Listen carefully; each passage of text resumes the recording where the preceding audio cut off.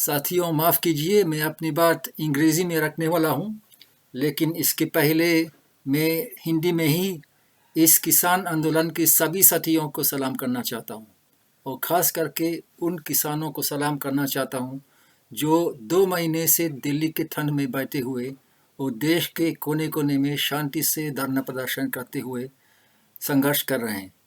मेरे समझ में ये केवल 3 कानूनों को हटाने की संघर्ष नहीं है, ये किसानों की आज़ादी की लड़ाई है, ये मजदूर किसान एकता की लड़ाई है और लोकतंत्र बचाने की भी लड़ाई है। आपके संघर्ष से हमें बहुत प्रेरणा और उम्मीद मिली, इसके लिए धन्यवाद। Now I switch to English and let me begin with a few general remarks.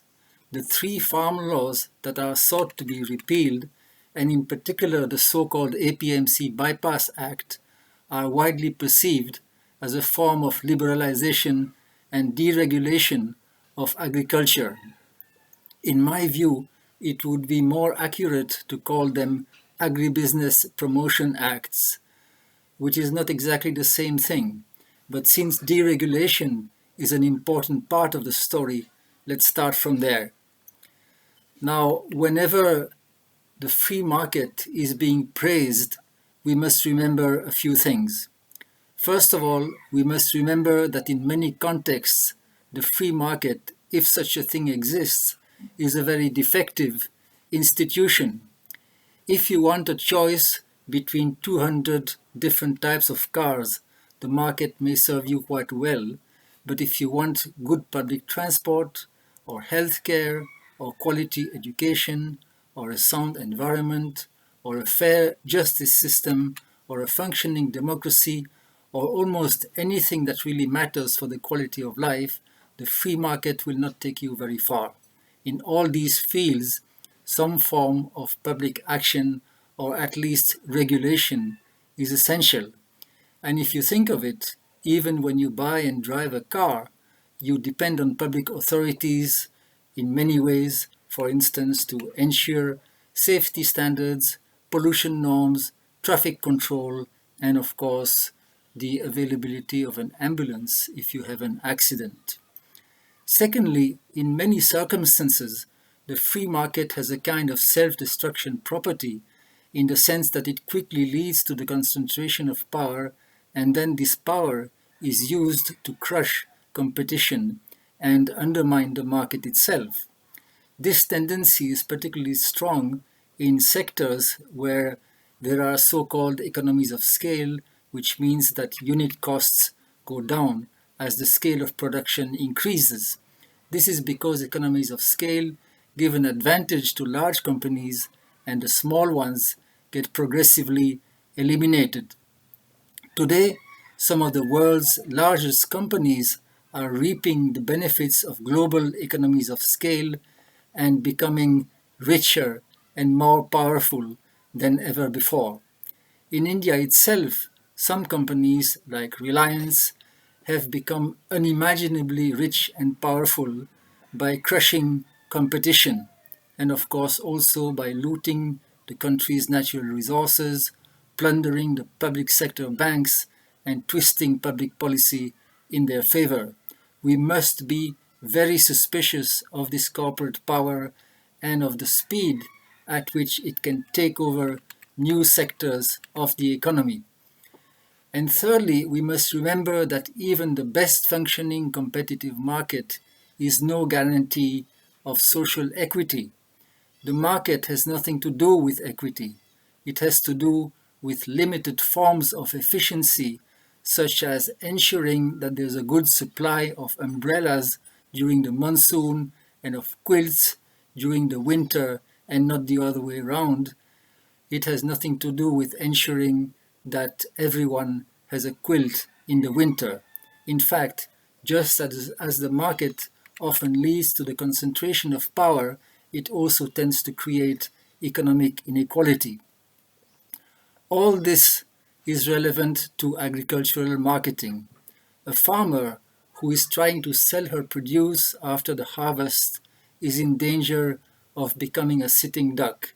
She is often in a hurry to dispose of the produce and earn some cash with little information, limited facilities, and little bargaining power.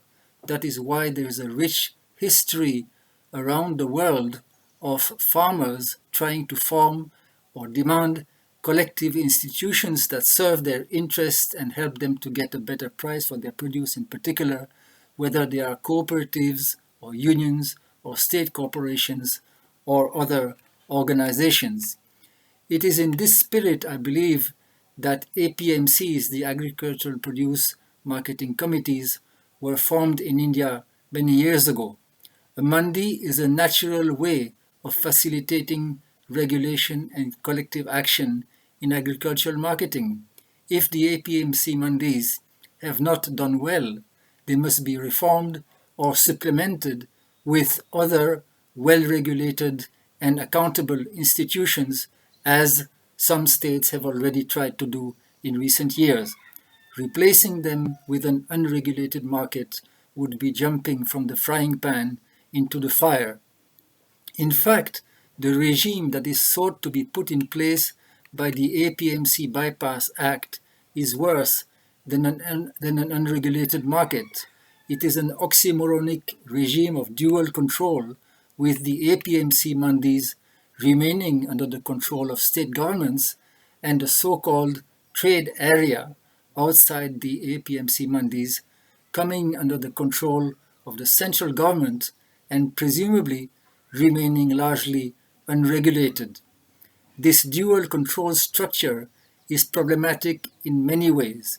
It is an invasion of the constitutional responsibility of state governments for agricultural marketing. It undermines the APMCs by queering the pitch in favor of the trade area. It divides the farmers and deprives them of any control over marketing institutions. It makes it very difficult to hold traders accountable in the trade area. It creates a danger of rapid concentration of power in agricultural marketing as large companies take over the trade area. And last but not least, it threatens to turn the trade area into a battlefield between the central and state governments. In fact, the battle has already begun, with several states unilaterally passing bills aimed at overriding the APMC Bypass Act. All this has been well discussed in the background material that has been circulated in advance of this Kisan Sabha.